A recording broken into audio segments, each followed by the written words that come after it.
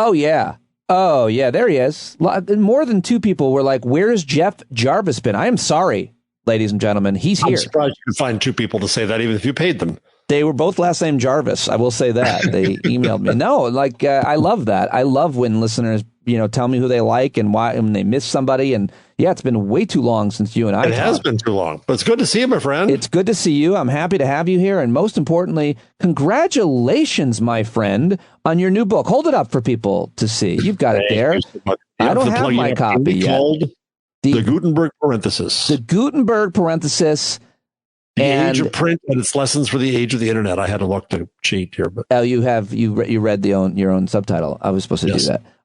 Very exciting and very important. And let's talk about why this is a book that you've kind of always wanted to write and know a lot about. You're the guy to write about it. But why is history so important here now? Because I think we have lessons to learn from the entry into the age of print as we now leave it. And by the way, I'm not saying that print's going to die and books are going to die. I'm not saying that, but we have the opportunity to kind of recapture what we lost in the age of print, and especially the age of mechanized mass media print. Right. And so I wanted to look back, and I was always fascinated by Gutenberg as the entrepreneur and technologist.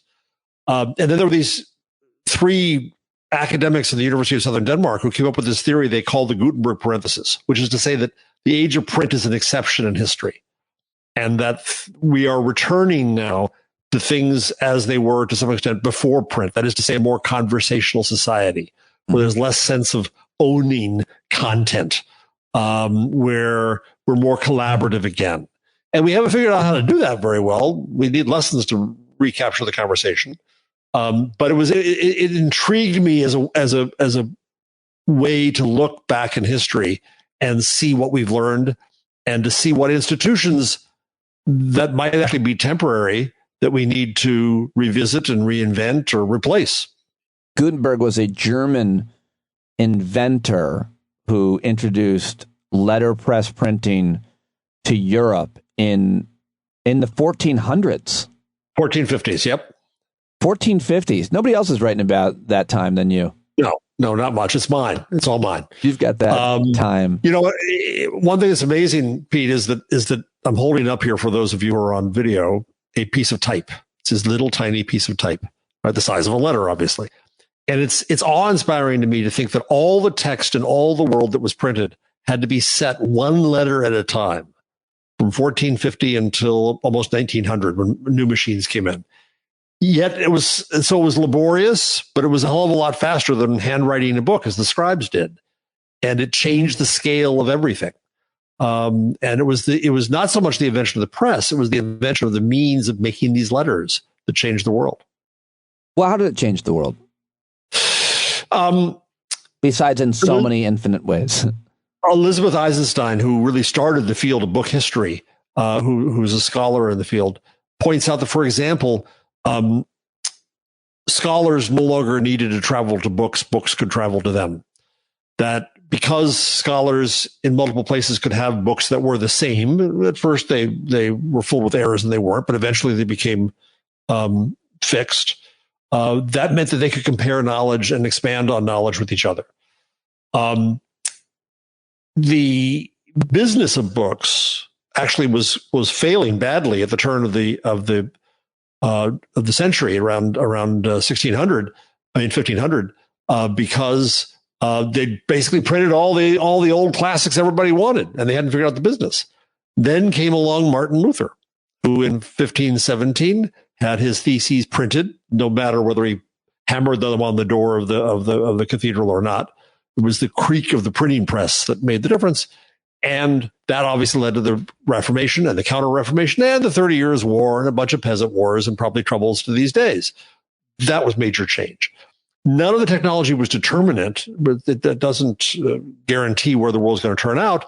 But things like the scientific revolution and the Enlightenment needed print to be able to occur.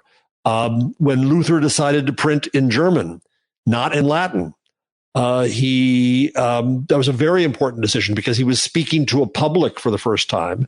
It also started to standardize the language. It also started to standardize the idea of countries and nations. So print had a lot of big deal changes. I mean, it's so hard to imagine a time without it, or as you say, the books could come to you as opposed to you going to the books. I mean, knowledge was so limited to those who had exposure or access to it. And now it seems the opposite is true. Yes, it's a continuing path toward abundance. Right. I mean, when you had scribal books, it was one scribe, one book, one patron, and a damn long time, maybe 3 years to copy a Bible out. Then suddenly books were more affordable. They weren't cheap yet, but they were more affordable and could go to more places. Students changed how they studied. They could actually read themselves rather than always learning everything through apprenticeships. Right. So everything changed. Then the technology of print. Well, first, the important thing to me is that between 1450 and 1600, kind of not a lot changed besides the Reformation and 30 Years' War and all that. But then came a huge rush of innovation with print. The invention of the modern novel with Cervantes, the invention of the essay with Montaigne, the invention of a market for printed plays with Shakespeare, and the invention of a newspaper all occurred within a few years, this side or that of 1600. And that was changing because the technology was now boring. It was taken for granted. The technologists weren't in charge. Now you could invent with it. The technology, the next thing that happened was 1710, another century before we got a business model for print, copyright. And then the technology did not start changing until 1800. From 1450 all the way to 1800, till we got steam-powered presses and linotypes that instead of setting print one letter at a time, set it a line at a time. And paper made out of cheap wood pulp, and so on. That led to the mechanization and industrialization of print. It changed the scale hugely. Before the mechanization of print, the average circulation of a newspaper in the U.S., daily newspaper, was 4,000. It was a Substack newsletter or a nice podcast. Mm. After the machines, of course, it went into the hundreds of thousands and the millions. So the scale of media, mass media is born. We changed all that, right? Now, today, we come to the world where we still had a scarcity of content. Right? There was only so much space and so much time. Now, of course, there is an abundance of content. There's no shortage of it. Now the machines are going to make it too. And we are on a constant trajectory up to greater abundance. There's so much good and so much bad that can happen as a result. And when you introduce AI, it's really hard to imagine where we are going to be. And the smartest people I've ever heard of are arguing all the time about where it's going to take us. So it's really, it's a double-edged sword, it would seem, where we're at. It's good and it's bad, right? I mean, you can argue that it creates more democracy, and you could argue it creates less democracy. You can argue it creates more awareness around public service campaigns like vaccines, and argue that it's actually deteriorated trust in the miracle that are vaccines. So how do we know where we're at this day and time? Well, we don't, but that's the main lesson to me, again, is I think we have time. It's 1480 in Gutenberg. I found this great piece that Mark Twain wrote on Gutenberg's alleged birthday, 500-year birthday of 1900. And he said, all the world acknowledges that the invention of Gutenberg is the greatest event that secular history has recorded. Gutenberg's achievement created a new and wonderful earth, but at the same time, also a new hell. During the past 500 years, Gutenberg invention has supplied both earth and hell with new occurrences, new wonders, and new phases. Same now, right? The choices are not the technologies. The choices are ours. These are human matters, not technological matters. And AI is just another machine. I hate the doomers of AI. Oh, you do? Yeah. I don't know if we. Yeah, go ahead. Right. So when we go to that, it's a fascinating story that the people who are saying that AI can destroy the world are the same people who are making the AI. And what the hell's going on with them? Well, a lot of them are adherents to a philosophy of long-termism. Have you heard about that? Yes, a little bit. I was listening to a fascinating conversation with Sam Harris and Mark Andreessen, who are arguing about this, where that came up. There's some other great, there's a podcast out there. I forget who hosted it, but Timnit Gebru, who was the head of AI safety at Google, who got fired after she wrote a famous paper along with others called the Stochastic Parenthesis paper. And a guy named Emil Torres, who study long-termism and its related philosophies. And basically what they're saying, it's utilitarianism with a little bit of eugenics thrown in. And they're basically saying that the future matters more than the present, that there are going to be 10 to the 54th human beings in the future, and our obligation is to them. And so we got some bumps in the road here, like climate change and the Holocaust and other stuff, but we've got to worry about the future. And it's basically an excuse, I think, to make a lot of money and put it where they think it goes best for that future. And it's a cult, in my view. It is straight out a cult. So the problem is they're entering into the discussion about AI. On the one hand, they're saying, I'm so powerful, I can make a machine that destroys the world, beating their chests. And on the other hand, stop me before I destroy again. And on the other hand, they're saying, well, this could destroy everything. It's marketing. It's ego. It's stupid. And so I think that kind of discussion about the internet and about AI and technology is not helpful.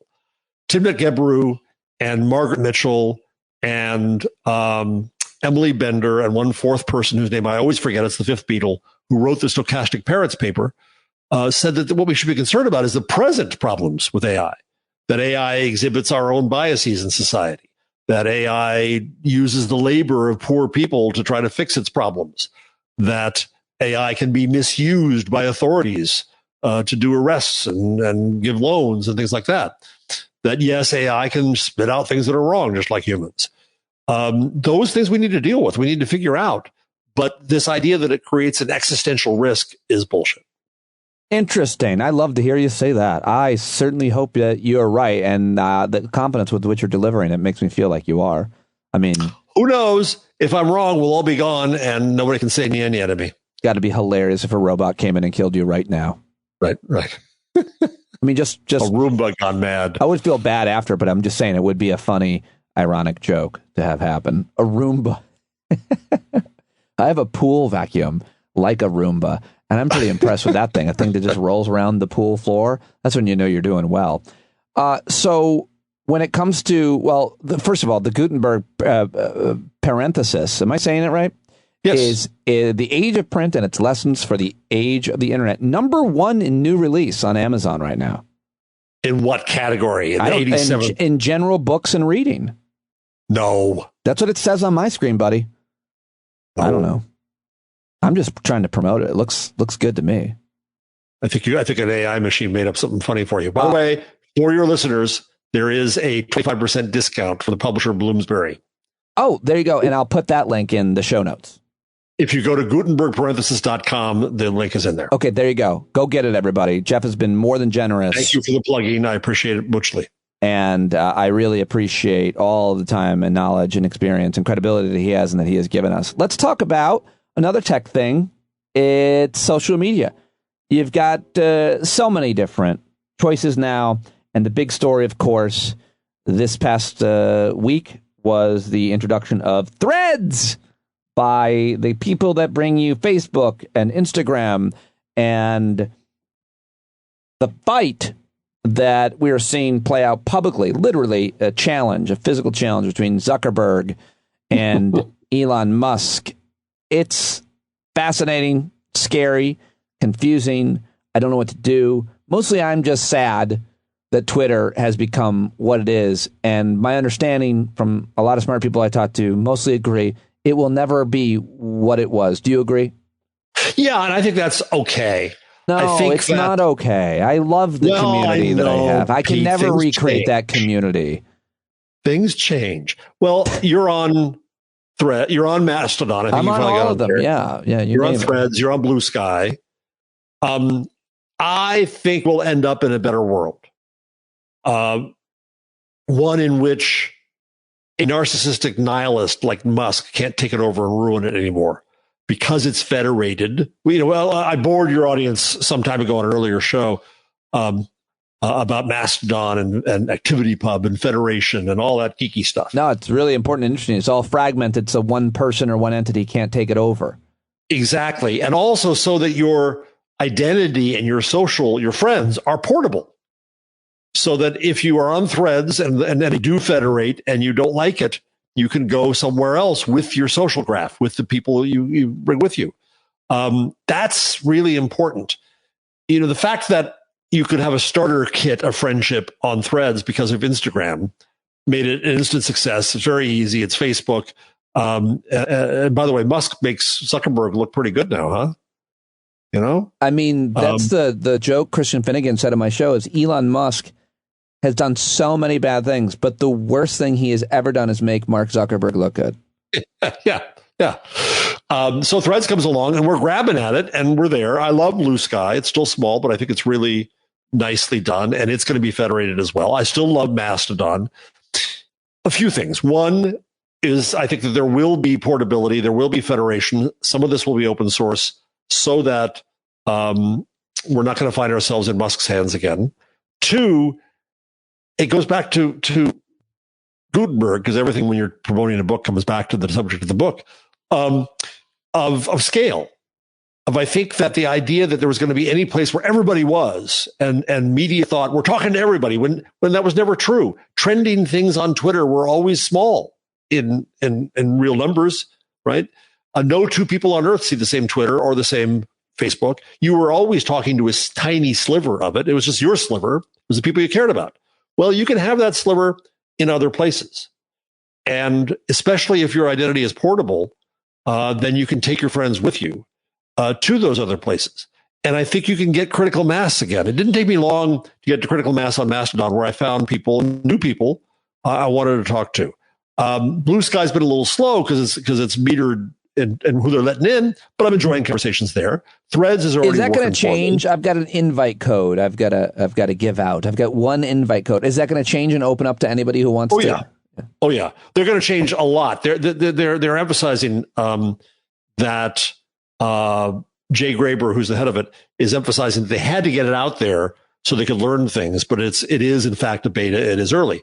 They've done some interesting things already.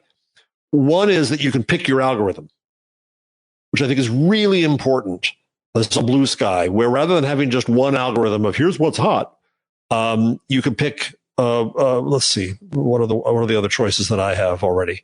I can pick the Blue Sky team, people who are popular with friends, people this one guy likes, mutual friends, people who follow me, whom I follow. I can just follow that, and so I can pick an algorithm.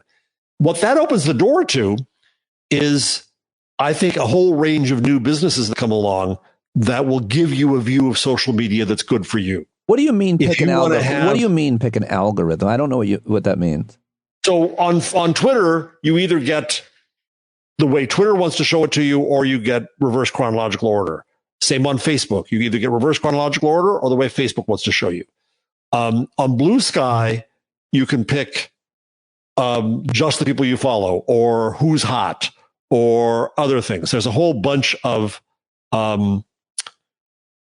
these lists, and I can't find them right now. Am I hot? Feed. How do I get hot? Do you think I'm hot? Do you specifically find me attractive? Oh, you're very hot. How do you get hot on? That's interesting. Hot was actually the first algorithm they did, and it was meant to be a placeholder. They didn't mean to have one algorithm for everybody. Now, what you can imagine then is that somebody can come along and create a feed for you. If you want to have the cleaned up, Disney-fied, nobody curses here feed, somebody can create that. Oh. If you want the Alex Jones bile and hate feed, you can have that too. If you want the journalistic vetted expert feed, you could imagine doing that, right? So you start to get the internet that you want, the social view that you want, the friends that you want, in the place that you want. I think that could work out in the long run. And Elon Musk could be humiliated and made a little bit poorer for this, and that would be a good thing. The obvious concern about that is it creates kind of a ideological silos, and you only see the kind of things that you like and agree with, and not.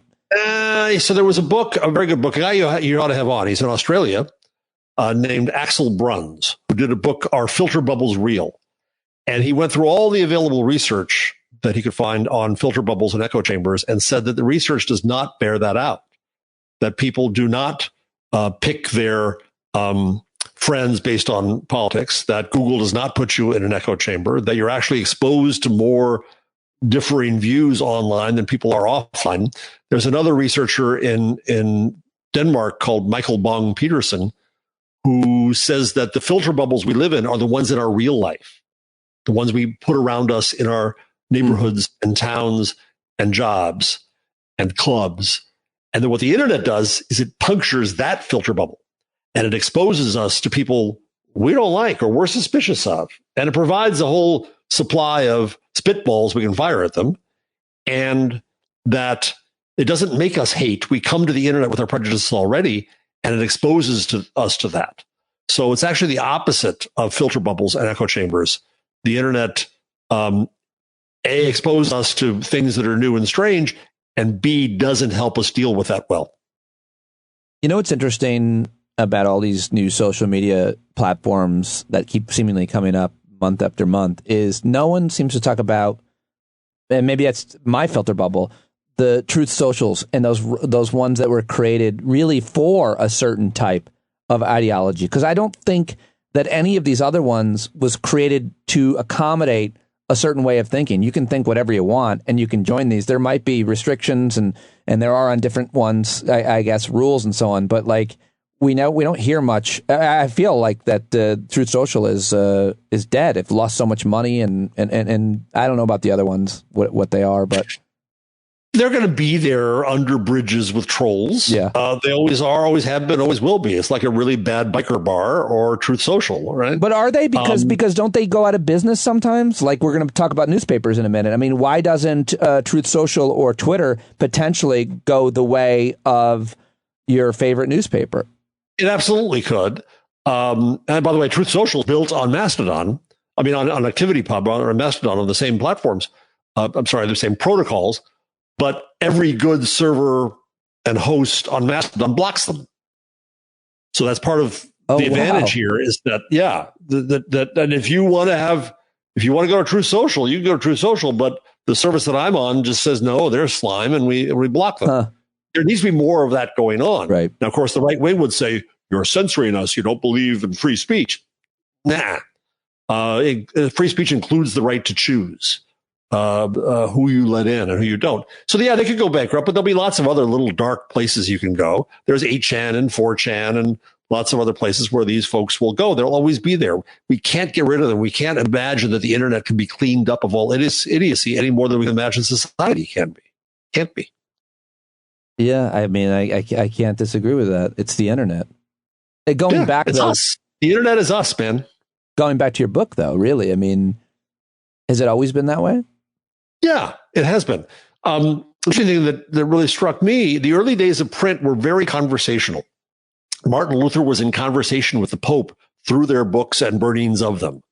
Erasmus and Sir Thomas More wrote books to each other, and they inserted letters from people into those books, like Mondo blurbs, so they could show there was a conversation. Print was highly, Montaigne was having a conversation with the world. Then again, when mechanization and industrialization of print came, it kind of killed the conversation because it had to be one way. It had to be one thing for all. I hope we return to a more conversational world, but we're out of practice as a society. We clearly don't know how to do it well again. Let's talk about newspapers. In your email to me, you always send ideas, which I love. And you literally wrote newspapers fucked. Canada's C-18 law and the San Diego Union Tribune. And I've got pieces of what you're talking about and why that matters right now, why that's news. But what happened with the San Diego Tribune? Who bought them? Patrick Soon-Siong, I'm going to mispronounce his name, I think, who bought both the San Diego Tribune and Union Tribune and the LA Times, is tiring of the horses he bought, and he just sold the San Diego Union Tribune to the glue factory. To Alden, which runs Digital First and Media News, and it's where newspapers go to die and get sucked of all their life force beforehand. That's just a metaphor of what happens to dogs or to horses when they're done being Yes, I know. Profitable, right? Like you're saying, that he got done with it, and that's what's going to happen to that newspaper. He didn't know how to fix it. He wanted to come along and be the savior of news in California, Southern California, and thought he could, and then found it's a lot more difficult than he thought. The LA Times is doing somewhat better now. It has 500,000 subscribers, but they just fired a bunch of people. It's not. I don't think it's profitable. I don't know, but I doubt it. And trying to fix both papers was too much for him. And so he got rid of one of them. I think the idea that there's always going to be some rich sugar daddy white knight who's going to come in and rescue newspapers the way they were is ridiculous. And this once again proves it. Well, didn't Jeff Bezos do that with the Washington Post? He is the exception. I think he did that very well. And they just announced today a big hire, a woman named Alex McCallum, who's ex New York Times, who's going to be there in charge of their revenue opportunities. And they got a new chief technology officer from Uber, who's well known. And so Bezos invests in the Post, and the Post is good. And so, yeah, it's also a winner take most market. 2/3 of all the digital news subscriptions in the U.S. go to 3 brands: New York Times, Washington Post, Wall Street Journal. Everybody else splits everything else. San Diego's daily paper of record, the Union Tribune, was sold by billionaire owner Patrick Soon-Shiong and his family to Media News Group, owned by Alden Global Capital, a company that has come to be feared across the ever-dwindling newspaper landscape. What does this mean? It's going to be chopped up? So I was once on the digital advisory board to Digital First, which is basically Media News, which is owned by Alden Capital. It's a hedge fund, and they specialize in buying bad, cheap debt because that way they get the assets. And they bought a whole bunch of newspapers that way, and they sold all the property, and they got rid of all the trucks, and they got rid of the printing presses, and they cut the staff to the bone, and they grab every bit of cash flow while they can, and then say, okay, well, that was fun, and it'll be over. They don't invest. They did for a brief while invest in things. I worked with a guy named John Payton, who was the CEO, who was doing innovative things, who was trying to bring newspapers into the next century. They wanted to sell the whole company. They couldn't. So they said, screw it. So now we're going to go in hunker down mode, and the money goes to the hedge funds. There's an effort in California to do a journalism, I want to say preservation, California Journalism Protection Act, which is very similar to one in Congress called the JCPA, the journalism, I don't know what it stands for, but it's trying to blackmail money out of Google and Facebook to save newspapers. Well, let's say in California, most of that money is going to go to Alden Capital, and it ain't going to go to the journalism. It's going to go to the bottom line and the cash flow of the hedge fund that now owns and pillages these newspapers. It's sad, but it also says that there isn't, I don't think, much of a future for most traditional newspapers. The company I used to work for, Advance, the Newhouse family, which owns Condé Nast and so on, owns a bunch of papers. In Alabama and Mississippi, they had 4 print newspapers, and I didn't even know this. In the beginning of this year, they killed the print editions, and then they won 2 Pulitzers. They're very innovative. They're doing a lot of neat things. They're no longer saddled with print. There is a future, but it requires innovation and investment. I mean, you say there's a future and it requires innovation and investment. It makes me think, well, maybe there isn't a future because maybe there won't be. There won't be much, and I don't know exactly invest in what, innovate how. You're right. These are questions we're still working out, and so it's not easy for me to say, smart ass, I got a 10-year job. Yeah, but I do think that there are ways. The problem is the industry as a whole is all about protectionism. Is all about trying to get free money from the platforms. They're cashing in their political capital that they earned with journalism to try to get laws like this passed. In Canada, I made reference to you to C18 was a law that was just passed that says that Google and Facebook must negotiate with the newspapers for the privilege of linking to them. And what happened was Facebook first said, okay, soup Nazi time, no news for you. They're going to cut out news from Facebook as soon as the law takes effect. And then Google said the same thing.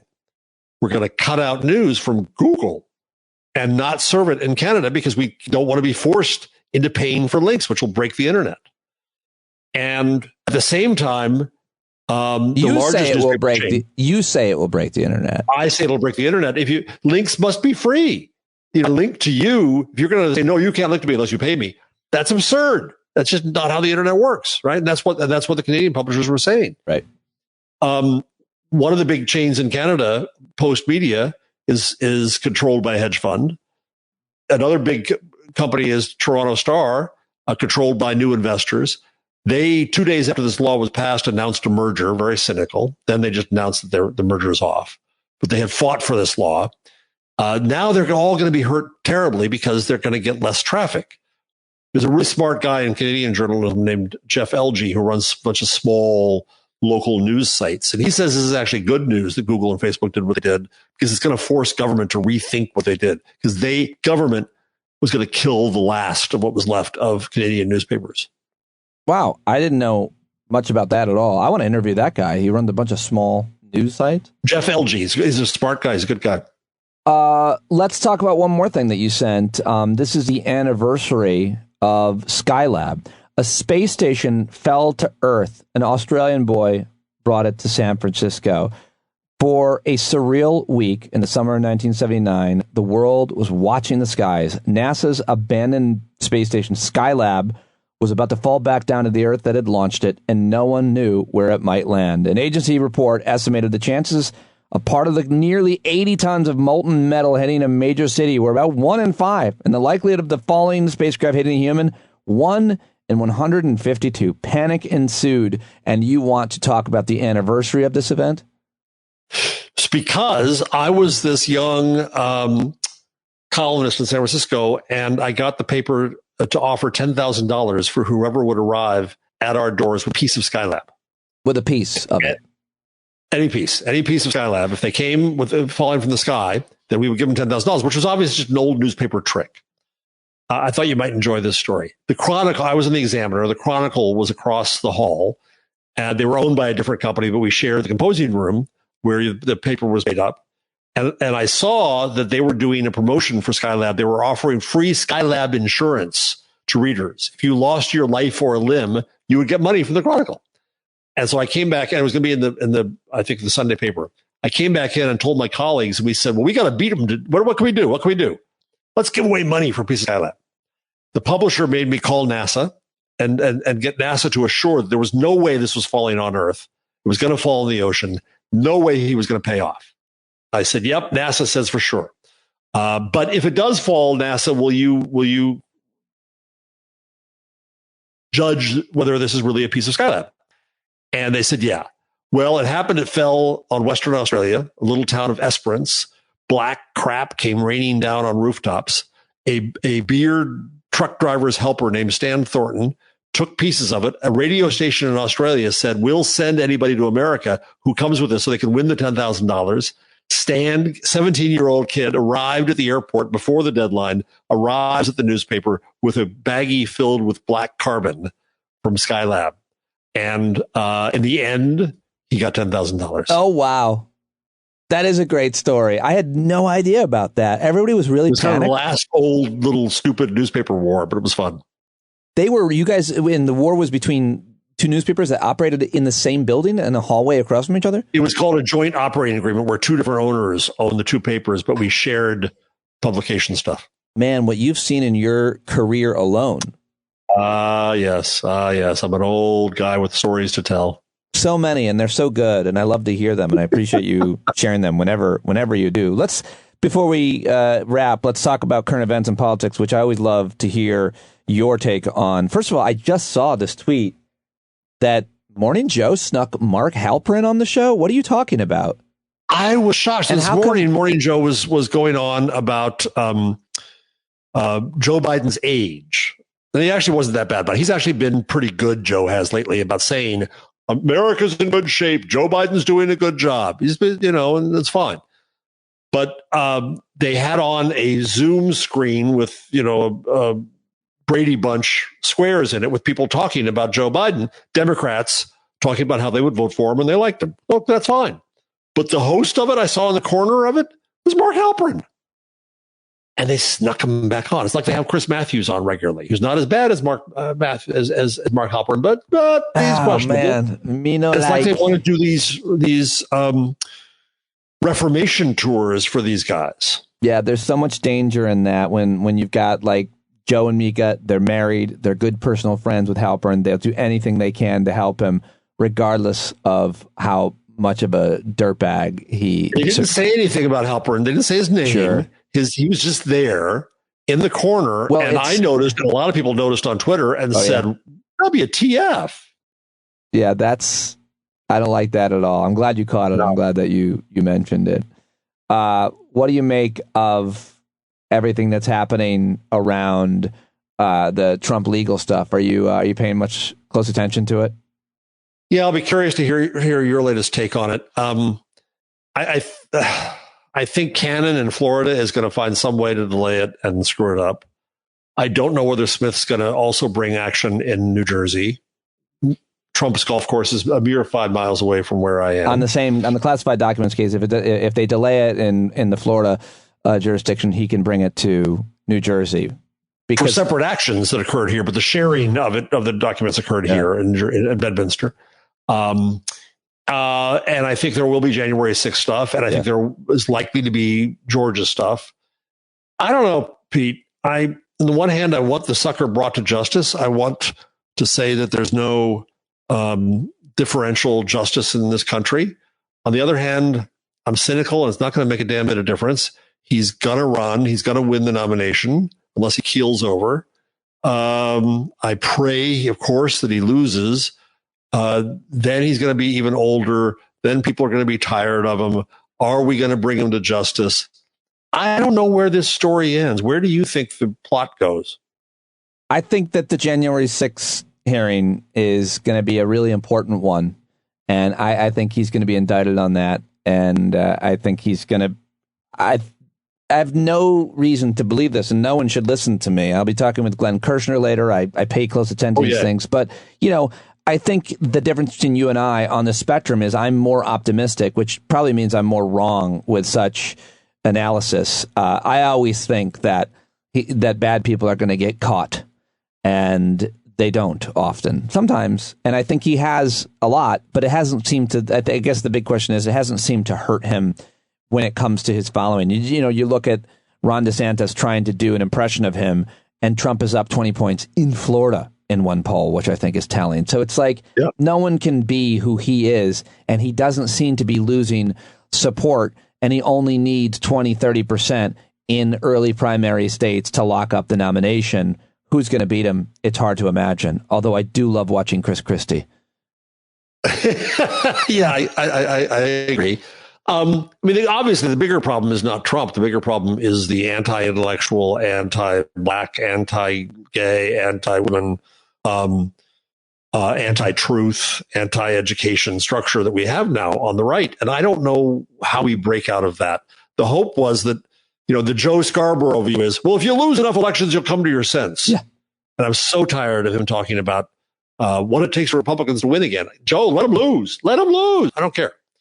But I needed that. I don't think it's going to happen to the right wing of this country. And I don't know what breaks it, what cauterizes that. I'm not sure. Yeah, no, I don't see much either. I mean, I see a lot of momentum, but it's so concentrated. It seems I read some article the other day. I think it was in the New York Times. I read part of it. Who finishes an article? Raise your hand. But it was about how people are moving to states, blue states and red states, based on their ideology. I couldn't fly my flag with the blue stripe in Southern California, but as soon as I moved to Idaho and started flying it, like people came and said, "I love your flag." And so the partitioning of America and the literal physically, moving to the places where, you find your people, if you will, and then seeing a state like Iowa, which is confusing. I think people often that haven't visited there don't realize how there's so many progressive minded people and in that state, seeing them overturn, seeing them pass an abortion ban in the middle of the night. It's like, where are you supposed to go if you're a woman? and you want exactly healthcare. Exactly. It's different for a lot of us, but for them, do you ever hear the book called The Big Sort? I don't think so. It was 2008 by a journalist named Bill Bishop. It was kind of almost an academic book about how people do exactly what you just said. And that was 2008. He was talking about earlier times, but it's happening even more now, where I think, we do sort ourselves into like-minded communities, which goes back to this question of the idea of filter bubbles, where we do create filter bubbles, but in our real life. Yeah. Right. For sure. And so that's exactly what you're saying. No matter where you live. I was walking the dog yesterday, and a neighbor came out and started complaining about another neighbor, and I was commiserating with them. I was like, yeah, she's really a pain in the ass, and she doesn't like me because of my politics. And then and this neighbor said, well, that's just ridiculous to not like someone about because of their politics. And I just decided to argue with them. I was like, nah, I think it's okay. I was like, no, in general, not necessarily, but I have a pretty clear test. And same here. And the same thing is happening in my town that happened in yours. We have a school board that's gone right wing and nutso, and they've killed a textbook. And, I've gone there to the meetings and, spoken into the wind. Oh, good. A lot of my neighbors don't like me, and I don't like them. My definition, and I have to pay attention to it because it's responsible to do it, but my definition of local is not, you're my neighbor more than my neighbors. Right. I find people who share interests and share a worldview with me all around the world. That's local to me more than my town next to the Trump golf course. Which is something that you can really do. It's something that we've done here. And, we meet up every Thursday night for anybody who wants to come. And it's a community that we built. And people often do meet in real life as a result of it. And I don't know what to say about it other than I find it wonderful. I wish that more people would come and join us, but or I wish people would have their own community like that. I certainly, like that, have that with you. I talk to you way more than I talk to anybody in my neighborhood. Yeah. I guess I wish I lived closer to you is the thing. We probably wouldn't hang out anyway, though. No. You probably wouldn't like my kind of social activities. I do a lot. I don't look good in a pool. I do a lot with animals. It's not pretty. What do you do with animals? Just some circus stuff. I usually bring an animal over and make it do things. It's not fun. You wouldn't even imagine that I do such a thing. You'd probably you gotta leave, you freak. Yeah. Or at least your wife would.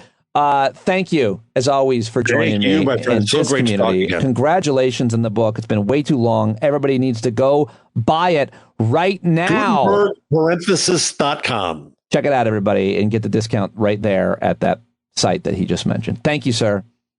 Thank you, sir.